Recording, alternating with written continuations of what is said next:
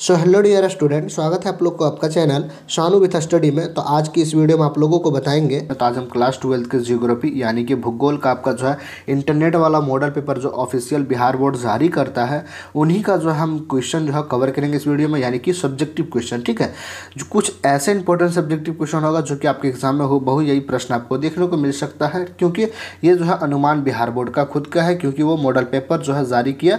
तो ऐसे ही sample paper आपको एग्जाम में जो है पूछने को मिलेगा। ठीक है, तो हम आपको जो है 2 अंक स्तरीय प्रश्न जो है 15 क्वेश्चन तक यानी 15 नंबर तक हम ऑलरेडी जो है वीडियो अपलोड कर चुके हैं बनाकर। जो भी विद्यार्थी नहीं देखें उनको प्लीज़ रिक्वेस्ट है कि डिस्क्रिप्शन में आपको लिंक मिल जाएगा, वहाँ पे क्लिक करके ज़रूर देख लेंगे, क्योंकि हम ज़्यादा क्वेश्चन कवर नहीं कराते क्योंकि वीडियो लंबा हो जाएगा, उनके कारण जो है विद्यार्थी बोर होने लगते हैं। इससे अच्छा है कि हम जो 5 ही क्वेश्चन बताते हैं जो आपको करेक्ट समझ आ जाए और वो क्वेश्चन आपको एग्जाम में पूछे तो वहाँ पर आप आंसर लिख सकेंगे। ठीक है, इस तरह ही हम 5 ही क्वेश्चन बताते हैं, उससे ज़्यादा नहीं बताते। इसलिए आज जो हम 5 ही क्वेश्चन फिर बताने जा रहे हैं आपको 16 से लेकर 20 तक, यानी कि 5 क्वेश्चन है मॉडल पेपर का आपका।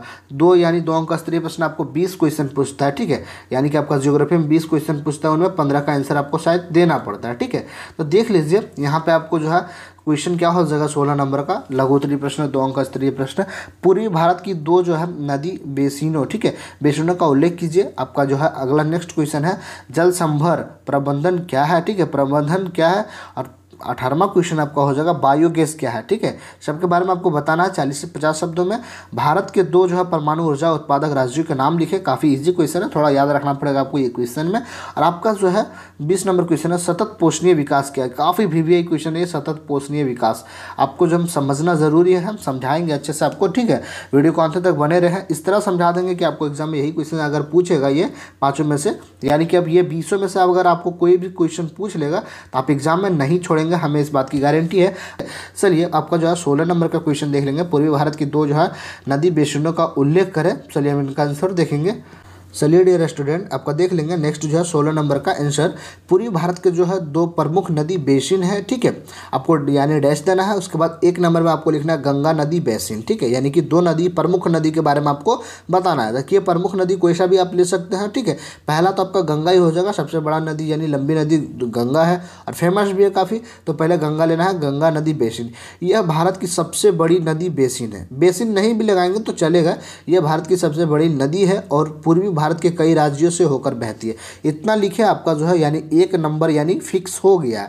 अब दूसरा जो आपको लिखना है यानी कि इनके बारे में 2 प्रमुख नदी बोला है, 2 प्रमुख नदी, तो आप ब्रह्मपुत्र नदी लिख सकते हैं या तो यमुना नदी लिख सकते हैं, जिनके बारे में आप जानते हैं। जौन सा नदी के बारे में आप जानते हैं कि कहाँ से गुजरती है वो नदी और कौन सा नदी का नाम है वो आप जानते हैं तो लिख सकते हैं। बट हम आपको यहाँ पे 2 है यहाँ लिखा हुआ तो हम 2 बताते हैं आपको।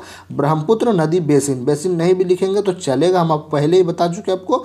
ब्रह्मपुत्र नदी लिखेंगे, डैश देंगे, यह नदी लिख सकते हैं। यह बेसिन भी पूर्वी भारत में महत्वपूर्ण है, खासकर असम और उत्तर पूर्वी राज्यों में। इतना लिखेंगे आपको 2 नंबर मिल जाएगा। इसमें कोई समझने वाली टॉपिक थी ही नहीं, आप बस नदी के बारे में जानिए कि कहाँ से नदी जो गुजरती है और 2 प्रमुख नदी के नाम जानिए। नाम तो बहुत सारे याद होंगे आपको, गंगा यमुना, ठीक है, ठीक है, ब्रह्मपुत्र होगा और दामोदर नदी होगा, यानी बहुत सारे नदी हैं, आप बस याद रखिए और उसके बारे में याद रखिए कि कहाँ से वो नदी गुजरती है। बस आपको 2 नंबर मिल जाएगा, इस बात की हमें गारंटी है अगर ये क्वेश्चन आपको पूछ देगा तो। चलिए आपका नेक्स्ट जो 17 नंबर का क्वेश्चन था जल संभर। जल संभर से आप क्या समझते हैं उनके बारे में हम आपको बताएंगे कि जल संभर क्या होता है। ठीक है, 17 नंबर का देख लेंगे। जल संभर प्रबंधन प्रक्रिया है जिसके माध्यम से जल संसाधनों का संग्रहण यानी वितरण और उपयोग किया जाता है। इनके मुख्य पहलू हैं। जल संभर मतलब समझ रहे हैं, संभर मतलब होता है संभालना, जल को संभालना। ठीक है, संभालना यानी कि प्रबंधन करना, जल को कहीं इकट्ठा करके रखना। ठीक है, संग्रहण करना, जमा करके रखना, उसको बाद में जो है उपयोग में लाना, सिंचाई के लिए या तो कुछ उपयोग में। पानी भाई हम जमा किए हैं तो कहीं ना कहीं तो उपयोग होगा ही। ठीक है, चलिए हम बताएंगे कहाँ कहाँ उपयोग हो सकता है, किस किस जगह पर क्यों हम संग्रहण करेंगे। वही बात यहाँ पे बोला गया है, जल संभर प्रबंधन प्रक्रिया जिसमें माध्यम से जल संसाधनों का संग्रहण, वितरण और उपयोग किया जाता है, इसके मुख्य तब पहलू है। चलिए आपको फर्स्ट आपको लिखना है यहाँ पे जल संग्रहण। ठीक है, डैश देना आपको।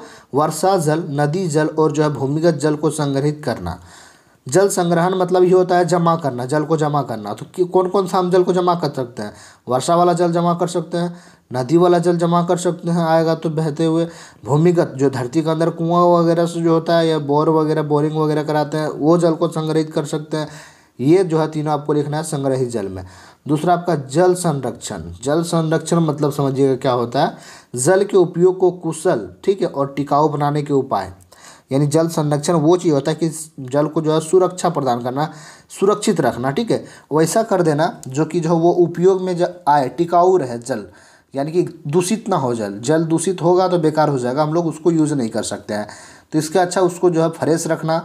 जल को जो है अगर कीटाणुनाशक पाउडर आता है तो आप कुएं में डाल सकते हैं, यही आपको बोला गया है। उसी तरह आप लिख सकते हैं जल के उपयोग को कुशल टिकाऊ बनाने के लिए उपाय। तीसरा आप देखेंगे जल वितरण। जल वितरण क्या है आप समझिएगा, आवासीय, वाणिज्यिक और कृषि उपयोग के लिए जल का समुचित वितरण। बस समझ गए ना, वही चीज़ हुआ। जल वितरण मतलब क्या, जल का उपयोग, ठीक है।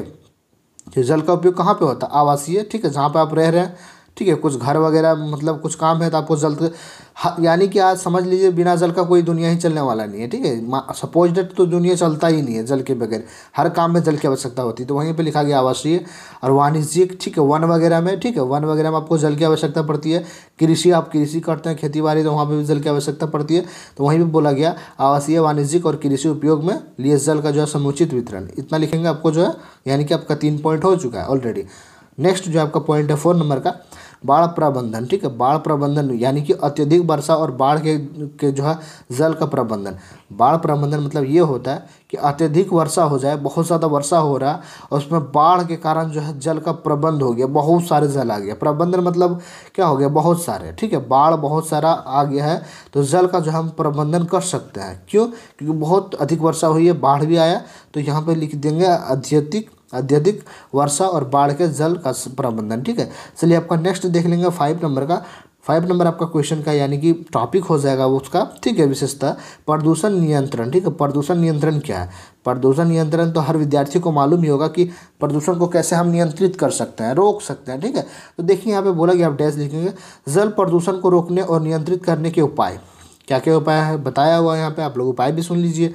यह प्रबंधन सुनिश्चित करता है कि सभी क्षेत्रों और उपयोगकर्ताओं के लिए पर्याप्त, साफ और सुरक्षित जल उपलब्ध हो। इतना ही बोला गया, कैसे करना है नहीं बोला गया यहाँ पे बोला गया यह प्रबंध सुनिश्चित होना चाहिए कि हर क्षेत्र में हर काम करने वाले को, हर कार्यकर्ता को, उपयोगकर्ता को पर्याप्त एकदम लिमिट पानी, लिमिट जल और साफ सुरक्षित जल चाहिए। बस इतना ही बोला गया है, तब प्रदूषण जल जो है प्रदूषण नियंत्रण होगा। इतना बोलेंगे आप जो आराम से आप 2 अंक प्राप्त कर सकेंगे। इजीली आप समझ गए होंगे। एक बार जो आप कॉपी पेन पेपर लेकर बैठे हैं, नोट जरूर कर लेंगे स्क्रीनशॉट मार के, वरना वीडियो को पॉज करके आराम से जो है आप लोग लिख लेंगे। लिखे के बिना जो है आप याद नहीं कर पाएंगे। थोड़ा बहुत समझने के लिए जो है 10 बार 5 बार लिखेंगे तो दिमाग में फिट होगा। चलिए डियर स्टूडेंट, आपका अगला क्वेश्चन जो था 18 नंबर का, बायोगैस क्या है। बायोगैस क्या उनके बारे में चलिए देखेंगे हम, क्या हो जाएगा बायोगैस। चलिए डियर स्टूडेंट, बायोगैस एक प्रकार का जो है जैविक ईंधन है। बायोगैस क्या है, एक प्रकार का जैविक ईंधन है जो जैविक पदार्थों का यानी एनारोबिक, ठीक है, एनारोबिक पाचन, ऑक्सीजन की अनुपस्थिति में से जो है उत्पन्न होता है। इसकी मुख्यतः विशेषता है, कौन कौन विशेषता है, संरचना है, उत्पादन है, पर्यावरणीय लाभ है। चलिए सारा जो है उसकी विशेषताओं के बारे में जानकारी आपको हासिल होना जरूरी है। क्या हो जाएगा, पहले आप इनके परिभाषा को समझे नहीं, समझ लीजिए एक बार। बायोगैस एक जो है जैविक ईंधन है, सबको पता है, ये आप केमिस्ट्री में आप पढ़े होंगे, ठीक है, केमिस्ट्री में आप पढ़े होंगे क्लास 10th में। तो जो है बायोगैस एक जैविक ईंधन है जो जैविक पदार्थों और यानी एनारोबिक पाचन, ठीक है, पाचन क्रिया जो है ऑक्सीजन की अनुपस्थिति में उत्पन्न होता है, ठीक है। इसकी मुख्य विशेषता है, आपको बताएं कौन कौन सी विशेषता है। चलिए इनकी विशेषताएं के बारे में भी जानकारी हासिल कर लेते हैं हम लोग। क्या होगा विशेषता इनकी, संरचना जो है डैश देंगे आप, मुख्य रूप से मीथेन CH4। ये आपका जो है केमिस्ट्री का क्वेश्चन जियोग्राफी में डाल दिया गया है, घबराइए नहीं, आप लोग लिख दीजिएगा इनके बारे में। थोड़ा जरूरी नहीं कि सटीक परफेक्ट लिखेंगे, थोड़ा बहुत चलेगा, 19-20 भी चलेगा, आपको 2 नंबर मिल जाएगा। थोड़ा राइटिंग पे ध्यान दीजिएगा, ठीक है। संरचना मुख्य रूप से मीथेन CH4 और कार्बन डाइऑक्साइड CO2। देखिए मीथेन को क्या किस जो है सूत्र से दर्शाता है, CH4 से, और कार्बन डाइऑक्साइड को CO2 से, ठीक है। यहाँ से बोल रहा है मुख्य रूप से मीथेन CH4 और कार्बन डाइऑक्साइड CO2 से मिलकर बनता है, साथ ही थोड़ी मात्रा में अन्य गैस हो सकती है। ये आपका हो गया संरचना मतलब क्या, मिक्स एंड मैच, यानी कि संरचना कुछ चीज़ बन रहा है तो इनके CH4 और प्लस जो है CO2 से आपका जो क्या बन रहा है, मीथेन, बायोगैस बन रहा है। ठीक है, बायोगैस बन रहा है आपका। मीथेन प्लस जो है कार्बन डाइऑक्साइड से आपको क्या बन रहा है, बायोगैस बन रहा है। ठीक है, चलिए आपका उत्पादन देख लेंगे। उत्पादन क्या हो जाएगा, यह गोबर किचन वेस्ट जो है सीवेज, ठीक है, और कृषि अवशेषों, ठीक है, जैसे जैविक पदार्थों से बनाया जाता है। तीसरा आपका जो है आवश्यकता हो जाएगा पर्यावरणीय लाभ। बायोगैस का उपयोग करने से जो है पारंपरिक जीवाश्म ईंधन के उपयोग को कम किया जा सकता है, जिससे पर्यावरणीय, ठीक है, प्रदूषण में कमी आएगी। पर्यावरणीय लाभ जो होगा वो बायोगैस का अगर उपयोग करते हैं तो जो है यानी प्रदूषण कम फैलेगा बायोगैस से। आप जो है जीवाश्म ईंधन जो जलाते हैं घर में, ठीक है, LPG, वो जो हो कम हो जाएगा। इससे क्या होगा, प्रदूषण कम फैलेगा और जो आप बायोगैस जला सकेंगे। ठीक है, ये आपको बोला गया है। फर्स्ट आपको यानी कि चौथा नंबर आपको बोला गया उपयोग कैसे करेंगे। ठीक है, उपयोग बायोगैस का कैसे करेंगे, तो बायोगैस का उपयोग गर्मी उत्पन्न करने में, ठीक है, यानी बायोगैस का उत्पन्न जो है गर्मी उत्पन्न करने में, बिजली उत्पादन में और वाहनों में ईंधन के रूप में हो सकता है। देखिए आपका उपयोग क्या क्या लिख लीजिए आप लोग कॉपी में, ध्यान से 1-2 बार पढ़ेंगे आपको दिमाग में बैठ जाएगा। चलिए आपका 5 नंबर देख लेंगे। 5 नंबर है अवशेषों का उपयोग। ठीक है, अवशेषों का उपयोग, बायोगैस प्लांट से निकलने वाले अवशेष जैविक खाद के रूप में उपयोगी होते हैं। इतना आप लिखेंगे, 2 नंबर मिलेगा, लेकिन इतना मेरे जो है राय से आप इतना मत लिखिएगा। 5 जो है विशेषता नहीं लिखना, आप संरचना लिख दीजिए, उत्पादन लिख दीजिए और हाईएस्ट आप जाइए तो पर्यावरणीय लाभ लिख दीजिए। बस आपको 2 नंबर मिल जाएगा। ज़्यादा इसमें दिमाग नहीं लड़ाना है। ठीक है, 2 नंबर तो ही लाना है ना, ज़्यादा दिमाग इसमें लड़ाना नहीं है। बस इतना लिख दीजिए। थोड़ा राइटिंग आप बेहतर कीजिए, लिखते लिखते कॉपी में इसी तरह लिखते रहेंगे सब्जेक्टिव, तो आपका राइटिंग बेहतर हो जाएगा। ऑलरेडी किसी विद्यार्थी का बेहतर होगा, लेकिन जिनका नहीं है वो कोशिश करें खूब लिखने का। ठीक है, चलिए आपका देख लेंगे। 19 नंबर क्वेश्चन था आपको। 19 नंबर क्वेश्चन क्या था, भारत के जो है 2 राज्य आपको बताना है वैसे जो परमाणु ऊर्जा जो उत्पादन में अग्रणी राज्य, यानी कि सबसे अगला राज्य। तो फर्स्ट आपको इसमें तो कोई रटने की, इसमें तो कोई जो है आपको ट्रिक वगैरह नहीं है, कुछ भी इसमें दिमाग लड़ाने की ज़रूरत नहीं है। ये आपको याद करना ज़रूरी है कि भारत में जो है 2 ऐसे जगह का नाम बताइए राज्य का जो आपका ऊर्जा जो है परमाणु ऊर्जा उत्पादन में अग्रणी राज्य। फर्स्ट आपको लिखना है महाराष्ट्र, दूसरा आपका तमिलनाडु। महाराष्ट्र के बारे में आप जान लीजिए, यह तारापुर परमाणु ऊर्जा स्टेशन स्थित है यहाँ पर, यानी महाराष्ट्र में यहाँ पर जो है तारापुर परमाणु ऊर्जा स्टेशन स्थित है, जो भारत का पहला परमाणु ऊर्जा षड्यंत्र है। ये सबको पता, आपको हम पहले बताते हैं ऑब्जेक्टिव में कि तारापुर जो है महाराष्ट्र का पहला जो है परमाणु ऊर्जा षड्यंत्र है। चलिए दूसरा आपका तमिलनाडु के बारे में जान लेते हैं, यानी कि कलपक्कम और कुडनकुलम परमाणु ऊर्जा संयंत्र यहाँ स्थित है। ये आपका नाम समझ लीजिए, थोड़ा साउथ का है तो साउथ जैसा आपका नाम लग रहा है, ठीक है, दक्षिण का है। कलपक्कम और जो है कुडनकुलम, ठीक है, परमाणु ऊर्जा संयंत्र है यहाँ पे, यहाँ स्थित है, जो महत्वपूर्ण ऊर्जा केंद्र है, उत्पादन केंद्र है। इतना आप लिखेंगे, आपको जो है 2 नंबर इजीली मिल जाएगा। ये आपको याद ही करना पड़ेगा, इसका कोई जो है यानी मुख्य तोड़ नहीं है, ठीक है। चलिए आपका लास्ट क्वेश्चन देखेंगे, सतत पोषणीय विकास। मेरे तरफ से ये जो है सतत पोषणीय विकास काफ़ी VBI यानी इंपॉर्टेंट क्वेश्चन है आपके एग्जाम के लिए। सतत पोषणीय विकास क्या होता है, चलिए इनके बारे में हम जान लेते हैं कि सतत पोषणीय विकास होता क्या है।